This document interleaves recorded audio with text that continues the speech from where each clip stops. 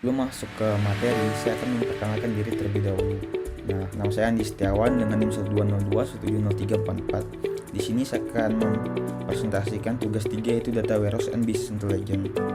Oke, mari kita masuk ke materinya. Materi pertama ada pengenalan Big Data. Apa itu Big Data? Nah, jadi Big Data adalah kumpulan persentase dari volume data dalam jumlah besar yang terstruktur maupun tidak terstruktur dan digunakan untuk membantu kegiatan bisnis.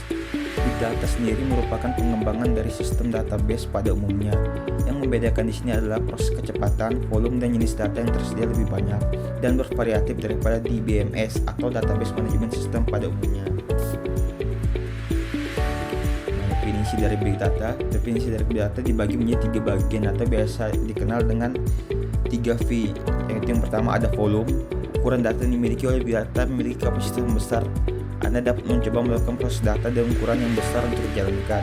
Kemudian ada velocity.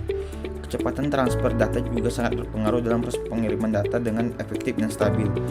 Big Data memiliki kecepatan yang mungkin untuk dapat diterima secara langsung atau real time.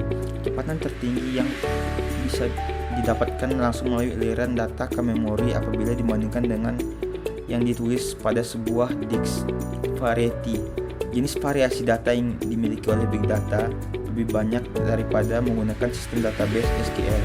Jenis data yang masih bersifat relasional lebih terstruktur daripada data yang belum terstruktur. Contohnya ada teks, audio, dan video yang merupakan data yang belum terdefinisikan secara langsung dan harus melalui beberapa tahap untuk dapat diproses dalam sebuah data. Kemudian ada manfaat Big Data.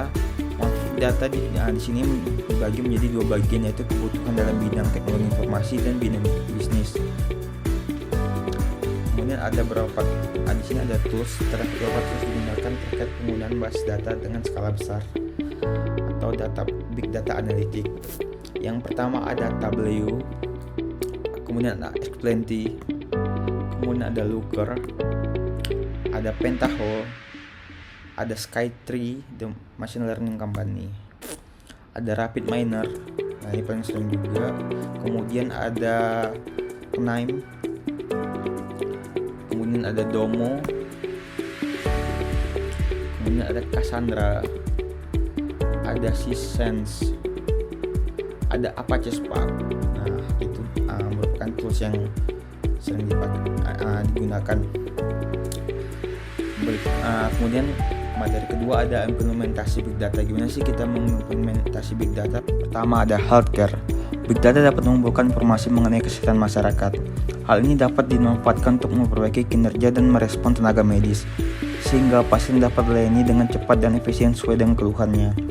Tidak hanya itu, data yang ada juga dapat mengidentifikasi penyebaran penyakit baru seperti contoh pada pandemi COVID-19 yang ada pada saat ini. Yang kedua ada perbankan.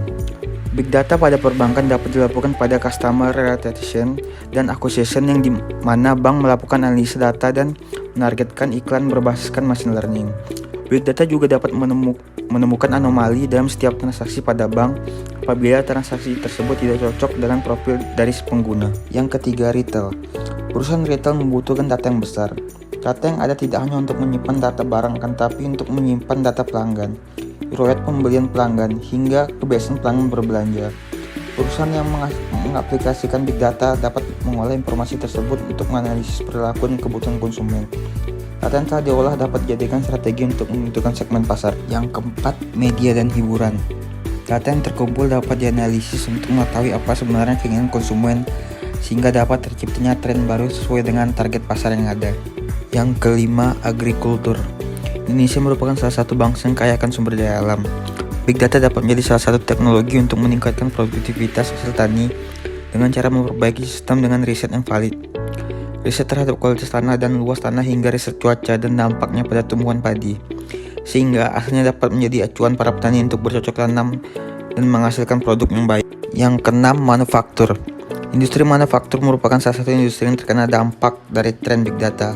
Hal ini dikarenakan sifat dasar dan jumlah data yang diproduksi dari bidang tersebut.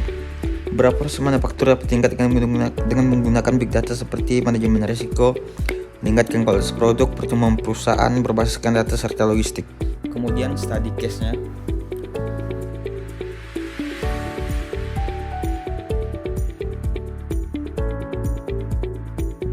Kemudian implementasi teknologi big data di smart city ini gimana sih? Nah, implementasinya yang ada pada analisis laporan keluhan warga, analisis data Transjakarta, analisis lalu lintas atau traffic, dan analisis kartu Jakarta Pintar atau KJP.